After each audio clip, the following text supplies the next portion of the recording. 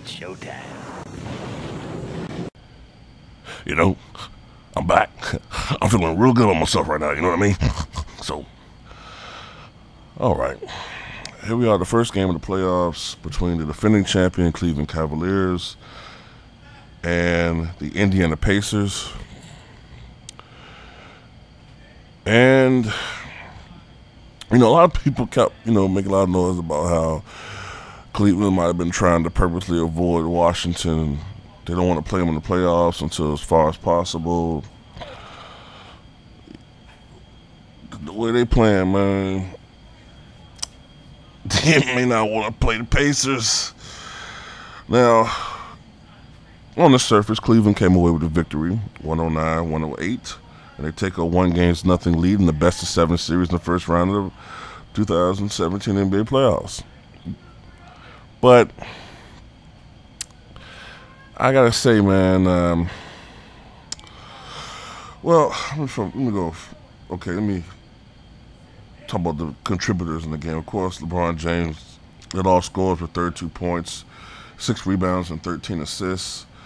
Tristan Thompson had 8 points, 13 rebounds, and 1 assist. Kyrie Irving, 23 points, 3 rebounds, and 6 assists. Kevin Love, 17 points, 4 rebounds, 1 assist. Shannon Fry was big off the bench for the Cavaliers with 11 points. For the Pacers, Paul George had 29 points, 5 rebounds, and 7 assists, though he only scored 4, I believe, of those 29 points in the fourth quarter. The Cavaliers made a concerted effort to phase him out of the game and let other people beat them if need be.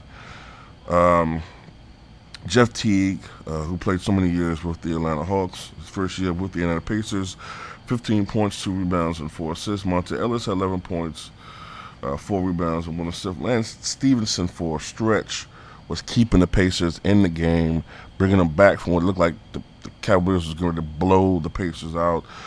He had 16 points, 7 rebounds, and 3 assists in his second stint here with the Indiana Pacers.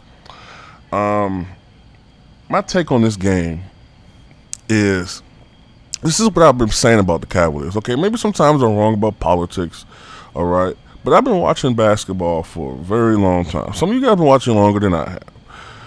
But I've been watching basketball for a very long time, and I've always noticed that, I've taken note of this during the 90s, and you take notes over years. Oftentimes, it's not about who has the best record, who has the best team. It's about who's gelling and who's playing the best level, playing the best basketball, and what level you're playing at going into the playoffs. And I've been saying Cleveland is not playing well. They haven't played well for the last couple of months.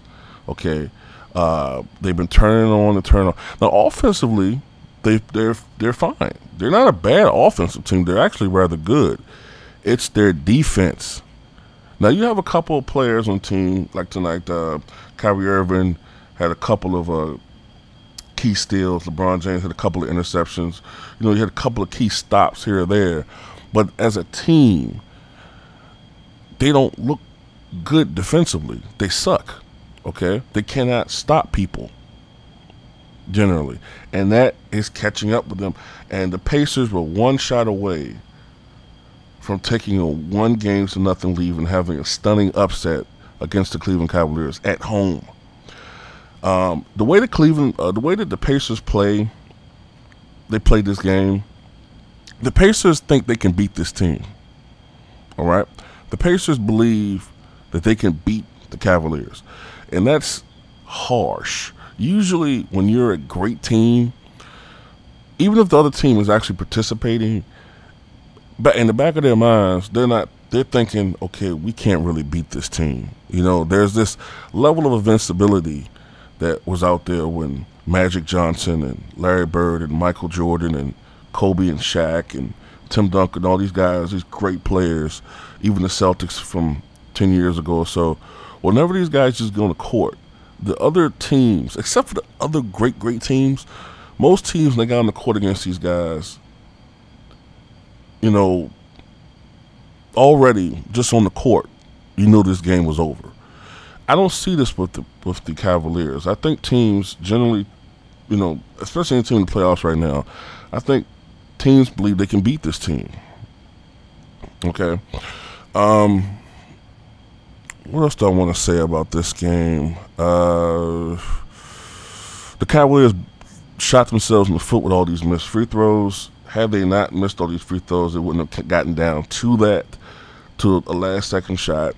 I agree with Jeff Van Gundy. Why in the hell did the Pacers call timeout, which gave the Cavaliers a chance to really set their defense up, and they were able to really force the ball out of their best player's hand, Paul George. That's something you don't want, really.